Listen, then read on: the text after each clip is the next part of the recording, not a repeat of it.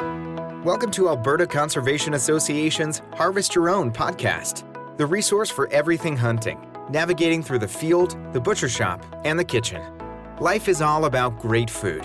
Let's get started. Welcome to the podcast. I'm your host, Brad Fenson, an avid outdoor enthusiast who has worked as a freelance journalist, photographer, and public speaker for over 3 decades. I have hunted, fished, and foraged all my life and hope to share my passion for the outdoors. Along the way, I want to encourage everyone to harvest wild proteins and enjoy the satisfaction of providing the next meal for your family. Our goal is to educate, entertain, and inspire individuals to get outdoors and create a connection between food, health, and your future meals. Welcome to Harvest Your Own. Today I have a special guest from Ontario, a lady I met at a special awards banquet here in Alberta, but I'd known of her for a long time. She's a firearm enthusiast, industry and small business supporter, and registered lobbyist, works for the Canadian Sporting Arms and Ammunitions Association. And I'd best describe her as a hunter, a sports shooter, an angler, and a forager. Welcome, Jennifer McDonald. Thank you so much for having me. I'm very excited to be on Harvest Your Own. Yeah, well, you know, you've got a very interesting profile on social media. I can't help but follow you, where you're out foraging giant mushrooms, shooting geese, making sausage, going fishing for bass, or, you know, I think every day is your reward is something outdoors. Is that a good way to put it? I'd say so, yeah. If I'm not, actively harvesting something, at least I try and get out, walk around, get a feel for what's going on out in the woods. Right. Obviously, always very rewarding. You live in a place where it's easy to get out your back door? Yes, definitely. Kind of in the middle of nowhere here in Eastern Ontario. Lots of access, farmlands and a little bit of bush and all of that. We've got plenty of species to forage and hunt. So yeah, there's tons to experience and a lot of opportunity to get out there. Yeah, I like I said, that's how I really became aware of you on your social media. One day you're hunting turkeys, the next day you're picking mushrooms, and it sort of resonated with me in terms of what my lifestyle is and what I like to do outdoors. And it's a pretty cool set of pages that you have. Thank you. I really appreciate that. Yeah, I try and share it just so that it maybe encourages other people to, get out and find all the weird things that I find and yeah, they can be more self-sufficient and all that. Right. You and I might call them weird or wonderful, actually. More wonderful, for sure. People that don't really get it call it weird, but yeah, it is. It's rewarding in life to find those things and be able to utilize them in positive ways. And, things taste great from the outdoors. They just taste better. They absolutely do. And you don't have to worry about, the chemicals and, what's even in this. And right. You know more about what you're eating, even if, that sounds weird because you go out and pick a mushroom and people are like, I have no idea what this mushroom is if they're, not familiar with the different types. But once you realize what's out there, yeah, you know what you're putting into your body. Yeah, and you know what? It's never been easier to do those things, because the best way to sum it up is there's an app for that. Exactly, and that helps me big time because I'm always out there alone. Like, I don't have anyone to guide me or anything like that, so the internet is my best friend. Yeah, I saw a mushroom app a friend of mine runs that you just take your camera, hold it up to the mushroom, and it gives you a complete rundown. Gives you the name, maybe some of the nicknames that it has, whether it's edible, what the flavors are. It's like, wow, that is really handy. Ooh, yeah. I'd like to try that app. That's cool. Like I said, there's an app for everything from,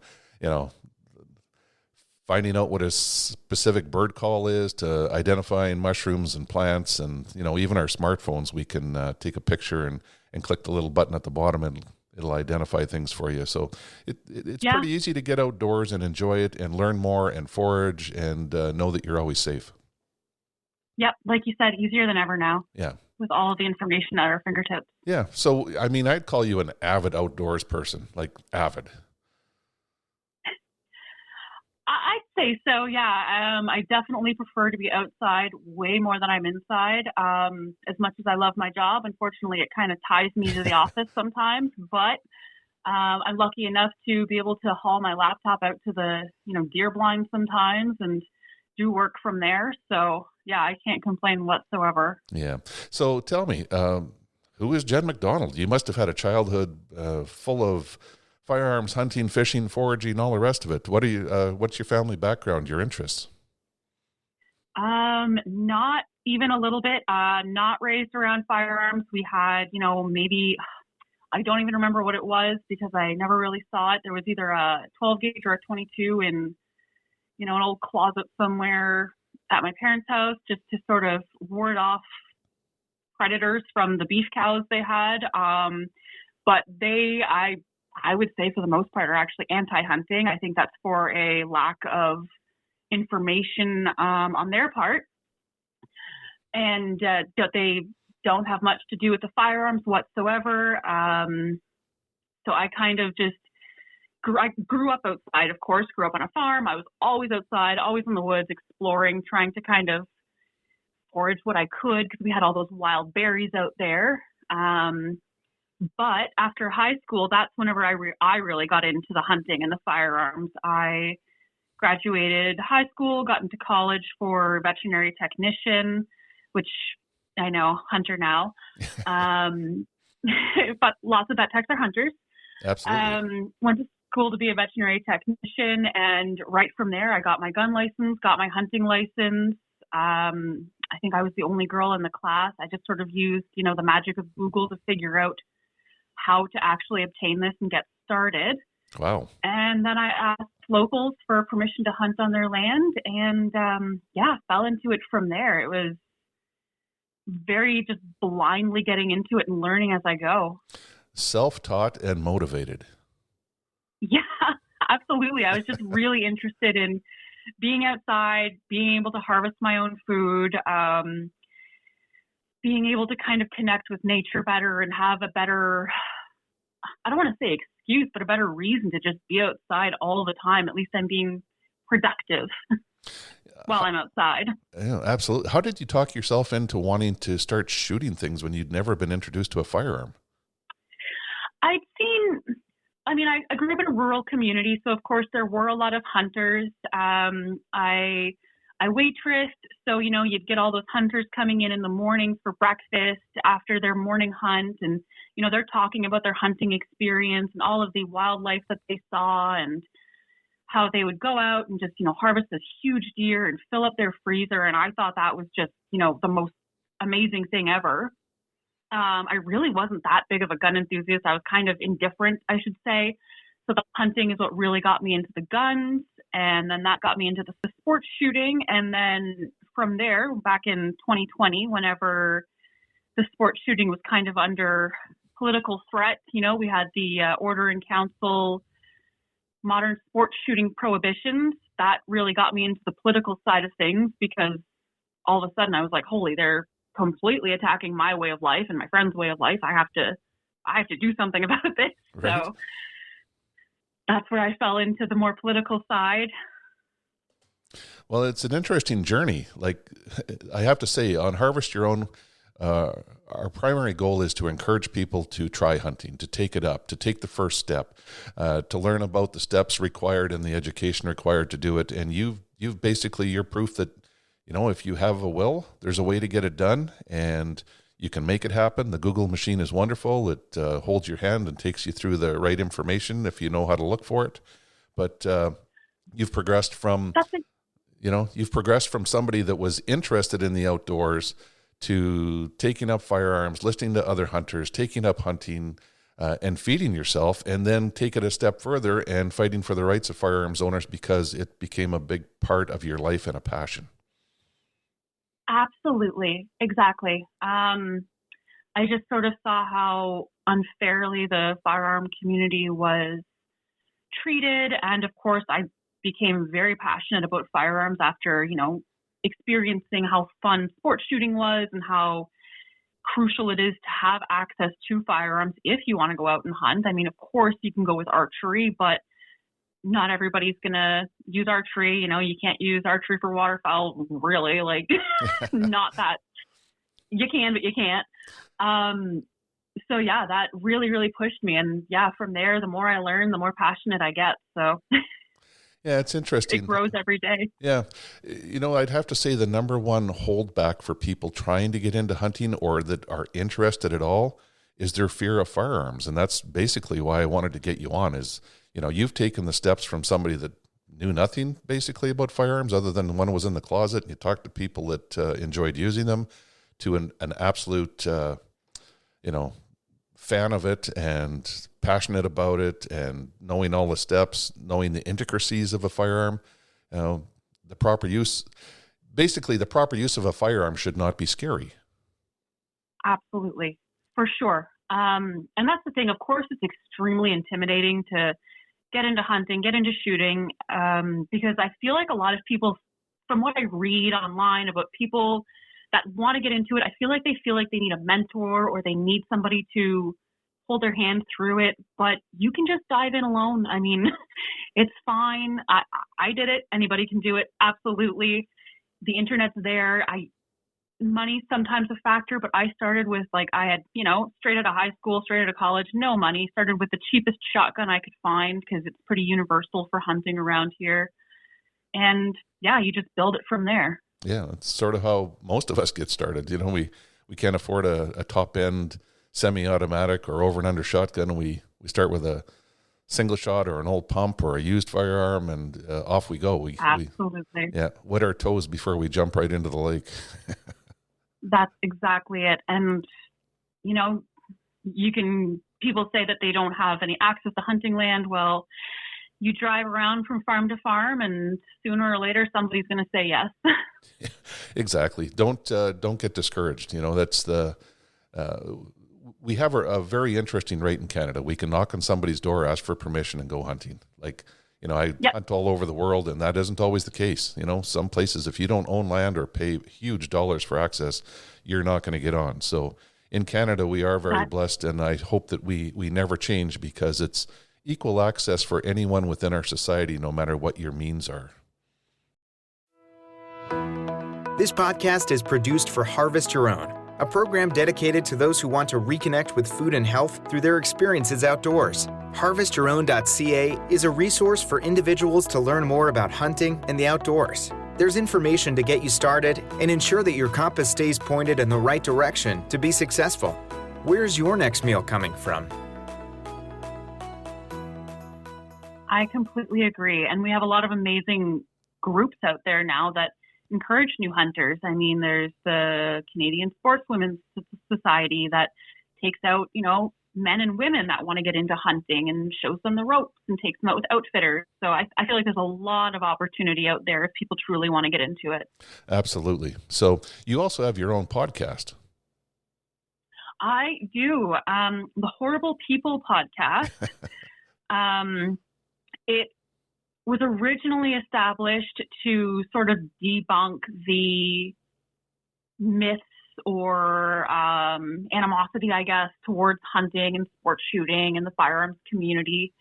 And now it's kind of taking a slight turn to open up to the rest of the world, like race, gender, sexual orientation, anything like that, to sort of just, I want to say, educate the world about the misconceptions of people that might be demonized in society, just to make it a more broad spectrum so that we can draw in everybody, so that I'm not just sharing it with the echo chamber of people that already know that hunters aren't bad people. Right. But I mean, the topic and your intent is great because our media is often misleading. It creates animosity. It creates that fear for people that want to get into it. Guns aren't scary if they're used as a tool for obtaining fresh proteins. And, there's ways to look at things to understand it. Yes, they make a lot of noise. Yes, there's some recoil involved at times. But, it's the other reason why I wanted to talk to you is, you jumped in with both feet. Not only do you shoot some turkeys and geese and deer and stuff like that, but you pull the trigger a lot. You go to the gun club. Yep, absolutely. And through the gun club, so I'm on the board at the Cornwall Handgun Club. I've only been on the board for about a year now, but I've been a member for well over 10 years. Got my holster qualification there, my black badge for IPSC and action shooting. I used to compete with IPSC, but unfortunately time doesn't quite allow for that anymore. But still very active with the club. We do an open house that I run every year for National Range Day. And that's been amazing because we just open it up to the entire community. And we have a lot of people that go there because they're afraid of guns and they want to face their fears. So we had one woman last year who was petrified of guns. She got there. She was shaking. I thought she was about to have a panic attack right in front of me. I felt awful. She said that just the sound of guns completely freaked her out. So we started her on the 22s, super quiet, very light, no recoil. And by the time she left, she was, out with the cowboy action guys, shooting their lever actions and asking me how she can get her gun license. Yeah, good for her for facing her fears. I've heard of people doing that with snakes and stuff, but why not do it with a gun? Exactly. I couldn't even express how happy I was that she was there. I felt almost fake because I'm just like, no, you don't understand. Like, I'm so happy that you're here because this is exactly what this event is for. Right. And that's a strong message. What would you say to the ladies that are listening, or anyone that's listening that would like to take up shooting, hunting, or face their fears with firearms, or just find out more about firearms in terms of what they really are and how they're used? What's your advice to them? The open houses at the ranges really help. So National Range Day is the first Saturday of June every year, and more ranges get involved every year. And most of them open it to the public, allow people to just come in, try their guns, learn more. And if the recoil and the sound is in fact intimidating to them, then start small. I mean, when I develop a flinch whenever I'm shooting, I go back to the basics. I'm like, okay, I'm going to start dry fire practice, or I'm going to start with my 22 and just get rid of that flinch, because it really does help you progress into the bigger calibers. Go with a friend. You might have a friend that has a membership at the gun range, or it doesn't even have to be the gun range, just out with rifles on some farmland or your own property. I think you just have to dive in, because the more you learn about these firearms and how they are in fact extremely safe if handled properly, the more comfortable you become. Absolutely. And I like to take kids whenever possible and let them shoot a pellet gun out at my place, because I believe it changes their mind about things as they grow into adults. They've already experienced some of it. It's fun. They enjoy it. They want to go on so long that I am getting tired of doing it. But that's amazing though. Yeah. But they develop that respect and, awareness. Right. And it's an introduction that they carry forward.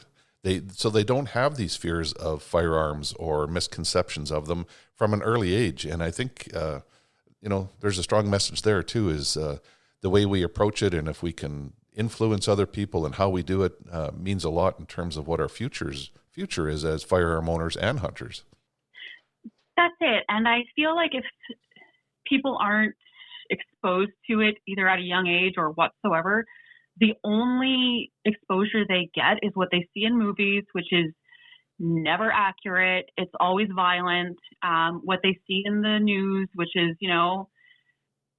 crimes with firearms, which are smuggled in, not legally owned firearms, improper use, or messaging that anti-firearm government might portray. So it's all negative. So, I mean, if the only thing they see about firearms is negative, I guess we can't really blame them for being scared or having a negative opinion. Right, which is why I said your Horrible People podcast is so pertinent, because we are flooded with misinformation, with wrong uses. Hunters don't use firearms in any way that is portrayed on television in these action shoot 'em up type shows.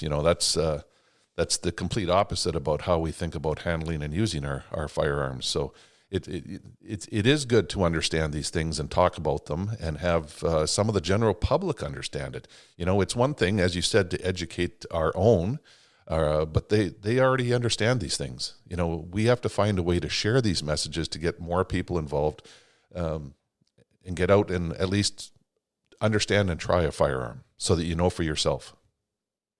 That's it. And then, they talk to their friends and family, and it's exactly just informing the general public, educating them so that they can, make an educated opinion on what a firearm is, and they can see, like, what the guns we see in the media are misused by criminals that would misuse any other object anyways, or the guns that we see in Hollywood.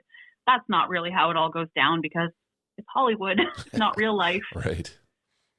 Yeah, it's interesting. If I had a message for, let's use gamers, for instance, people that love sitting in front of their TV or computer and playing games, get majorly addicted to it. Now, for somebody that likes firearms, if I'm on a big duck and goose shoot and get endless opportunities to keep shooting or run a streak of clays where I break, 20 or 25 in a row, I find that major addicting. But it gets me outside, it gets me involved, it gets me exercise, interacting with other people. I'm not stuck in the basement. It is a pretty good alternative to get outside and find a new addiction. Absolutely. And it's a sport just like any other sport. I mean, it's competitive and it's rewarding, and you're constantly learning and growing and improving. So, yeah, I really don't see it any different than any other sport out there. Right. That's a good point. You described yourself as a sport shooter. What would you say a sport shooter is? Ooh, I feel like that is such a broad term now. There's so many different venues of sports. So there's the IPSC, where you're on the move, shooting targets. Of course, very safely. You've got multiple range officers watching your every move. You're following a strict set of rules. But I'd say sports shooting is just anything competition-based, even if you're just competing with yourself, if you're competing against your, last score or whatever it is.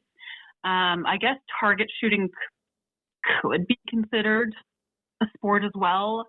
We've got the cowboy action, where, it's fun. You've got all those guys and gals dressed up in their Western gear, and they've got the lever actions and the shotguns and their revolvers, and they're shooting these fun targets. So yeah, anything that's kind of competition based, I'd say.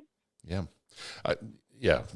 I think you pretty much nailed it. Whether you join a club, do it on your own, or just enjoy target shooting, you can consider yourself a sport shooter. Definitely. I mean, even after I was officially competing, when I'd go to the club to practice, you get your score sheet, and I'm just, comparing my score sheet to the last time I was out. And did I improve? Did I get better? What do I have to work on? Right. So the things you enjoy about shooting, that obviously is seeing yourself progress. What are some of the other positives that you get from shooting? I think the social aspect is a huge thing as well, because at the gun range, there is such a diverse range. Like, there's such a huge range of people from all backgrounds, all walks of life. But at the gun range, no matter what range I've been to, everybody gets along. Everybody's friends. Everybody's encouraging one another, building each other up, helping each other. I love the community that surrounds firearms. I don't think the general public understands just how amazing the legal firearms community truly is, because I've never seen a more inviting and positive group of people in my life. It's funny you say that. I was down in the southern states one time, and I had a father tell me that I've told my kids, if you ever get lost or you're in trouble and don't know what to do, look for somebody in camo, because they're most likely to help you. And I thought that was I thought it was pretty profound. And I stopped to reflect on myself, and I'm like, how true is that? Like, I don't know of a hunter that wouldn't step up to help. You're out in the bush and you run into somebody that's broken down, you help them change tires, you do whatever it is. Many times I've seen somebody pulling out a deer out of the woods, and I stop my truck, park it, and go give them a hand. Not just me, but I think as a community, people are just naturally interested in meeting other firearms users and hunters, and wanting to be social and helpful. Absolutely. I mean, even I have to drive to my hunting spot where I'm hunting deer right now. And, I drive through, the small town that's closest to where I live, full of hunters. You see them at the gas station when you're filling up. We always exchange, a nod and a smile because we're both in camo. We both know what we're doing. I can be in the store and some guy in camo, if I'm in camo, will come up and start a conversation. No idea who this person is. He's like, how's your hunt going? Oh, that's amazing. And he'll tell me about his hunt, and there's just so much passion behind it. And yeah, it's just a huge icebreaker, if anything. We certainly have a way of spotting each other as well.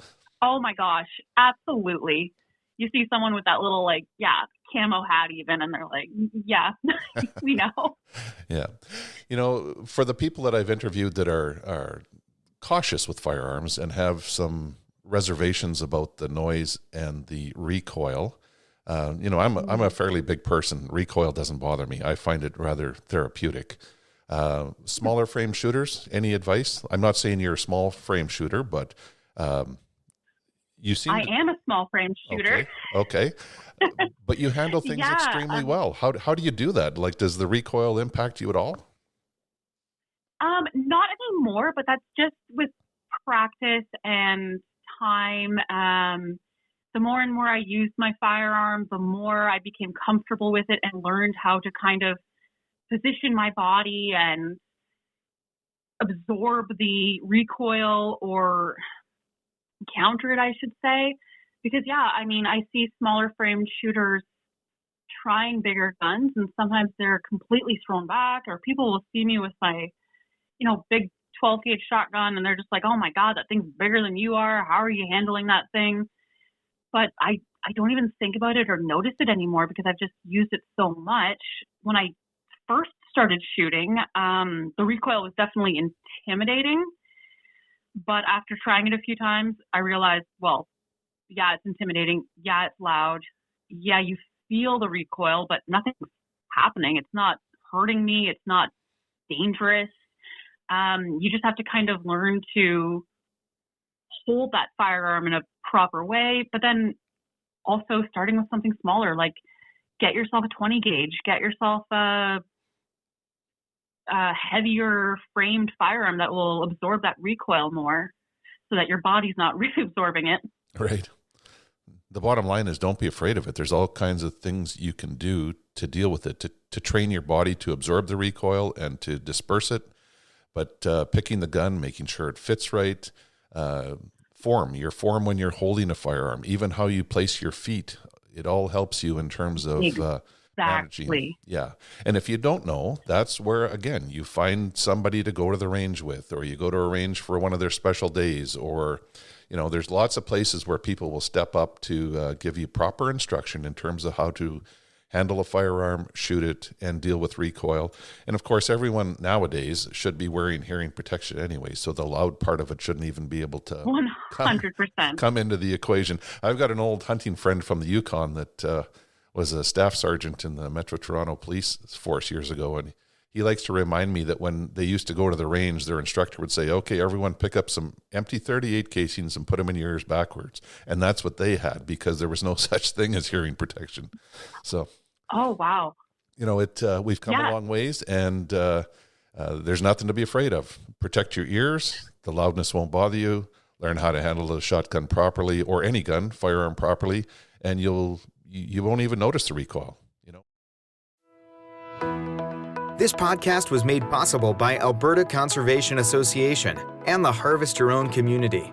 If you're interested in harvesting your own food, there's a comprehensive collection of information to gain insight and knowledge. Head to the field, harvest your own protein, prepare it, and taste the results. HarvestYourOwn.ca is a library of information from getting started and geared up to processing, butchering, and cooking wild game to make the connection between health and food.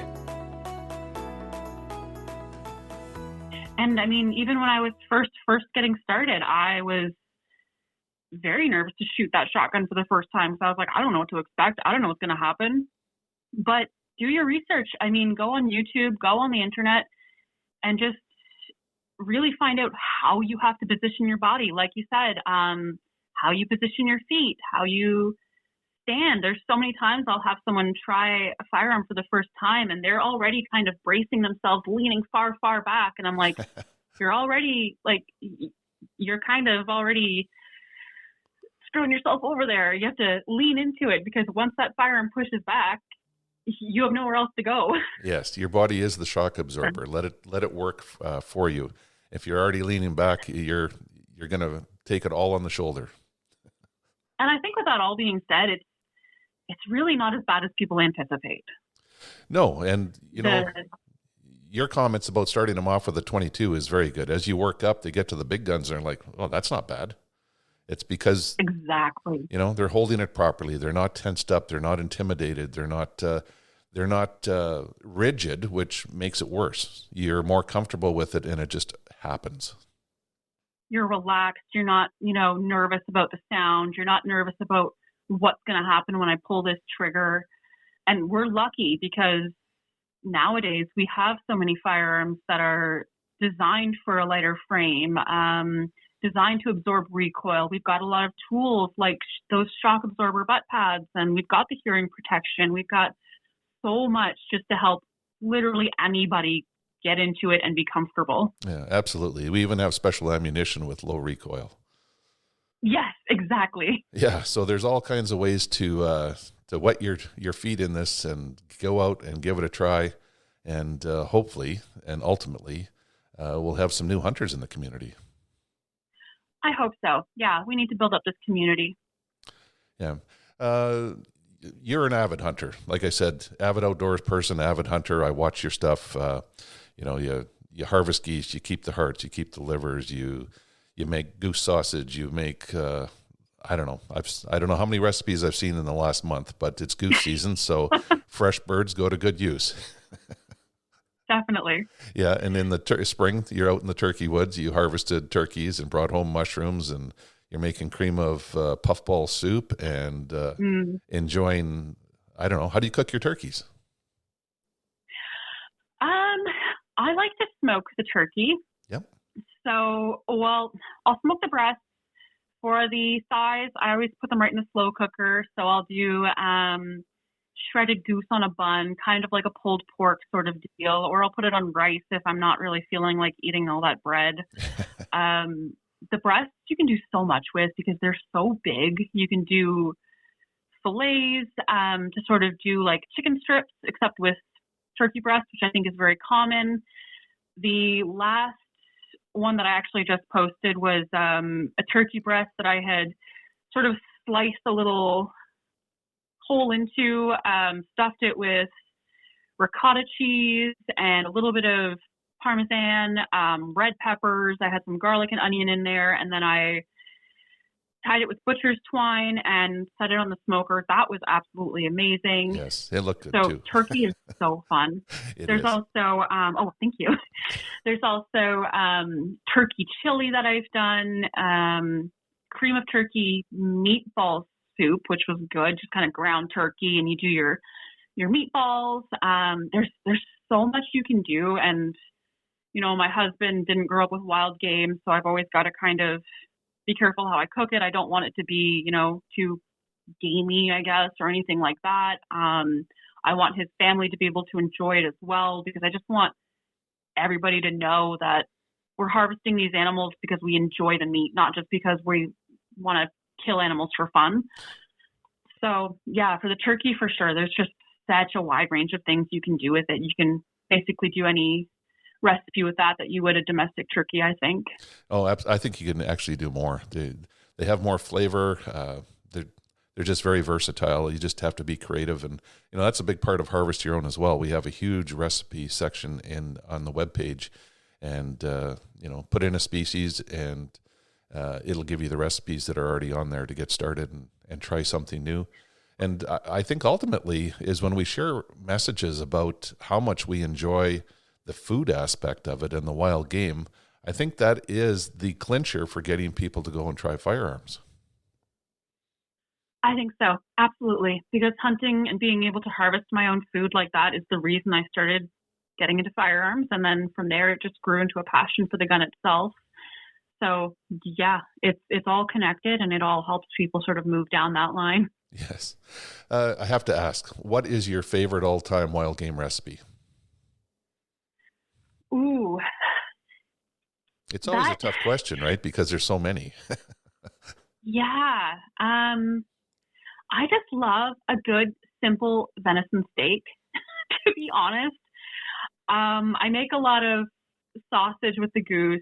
I'll do smoked goose breast sometimes. Breakfast sausage with the goose is great, but I find with the sausage, I can just sort of use any sort of meat with it, and to me, it's all kind of the same. But just like a good venison steak with the back strap or anything like that, a little bit of steak spice, that's amazing. That's just always something that I love. It's so simple. If I have to choose something that's a little bit more intricate, I guess I would choose the cream of meatball turkey soup that I make, which has, rice and barley and a little bit of tomato sauce tomato sauce in it. That's just like a really good cold winter's day comfort meal. Yeah, I could eat soup every day. I think it is the comfort food. Well, it sounds Definitely. very interesting. I hope someday we can share a blind or a field and some cooking experiences together. You might have to check out Harvest Your Own. I have a tikka masala Canada Goose recipe on there I do in my Instant Pot that is just wonderful. Ooh. Anyone that tries it is always impressed with how good goose tastes. I never thought it would taste this good, people say. And yeah, absolutely.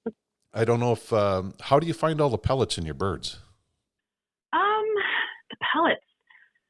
I mean, I just kind of look for the hole. Like, yeah, I don't really have an issue with that, to be honest. I never really thought of it. Okay.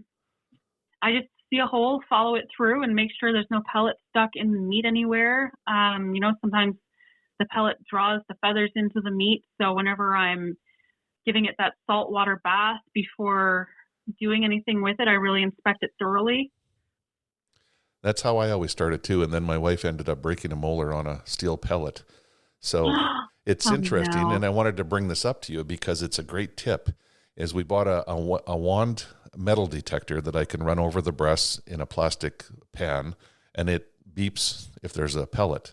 But when we make ground goose or duck or any other type of waterfowl, I've got a 500-pound fishing magnet that I cover in plastic wrap and push through the burger, and we have not had any pellets. I'm always amazed. I'm like, I know I got all the pellets. I went through them. This time we have it, and then we'll use the magnet, and it'll pick up 2, 3, or 4 pellets. And I'm like, man, I wish I knew this 10 years ago.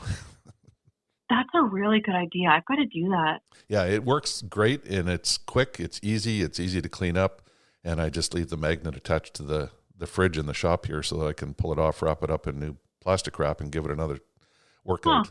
Yeah. Christmas is coming up. That's going to be on my list. Well, this was a very fun episode to record. I appreciate everything you do, from promoting hunting, shooting, sticking up for firearms owners, especially in your managing role with the Canadian Sporting Arms and Ammunitions Association, being a registered lobbyist. For somebody that wasn't introduced to firearms and hunting early on in their life, through family, through friends, to pick it up on their own and take it all the way through there, your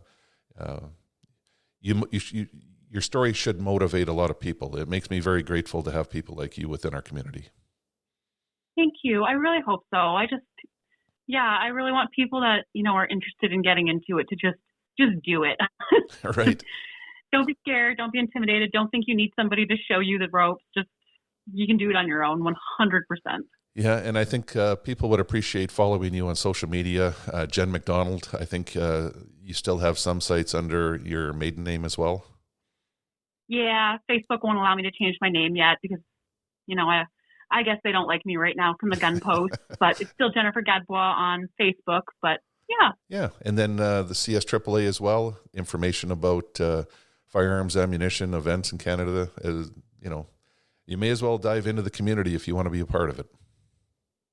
Definitely, yeah. CSAAA, they've been around since the early 70s, and they represent the gun and hunting businesses in Canada, and I am beyond grateful to be working with them. Yeah. So they're amazing. Well, we're glad that you're there and appreciate everything you do. Thank you. Yeah.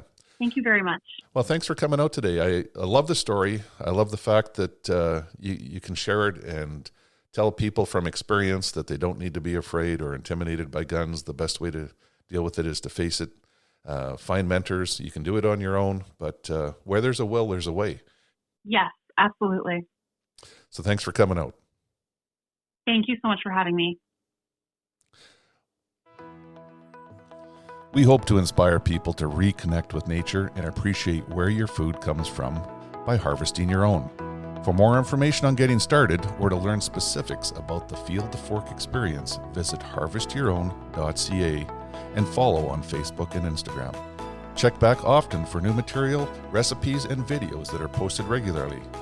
Please subscribe to Harvest Your Own podcast and take the time to rate and review the show to help us build a dedicated core of passionate hunters as our regular audience. Until next time, embrace the outdoors and all it has to offer. Thanks for joining us.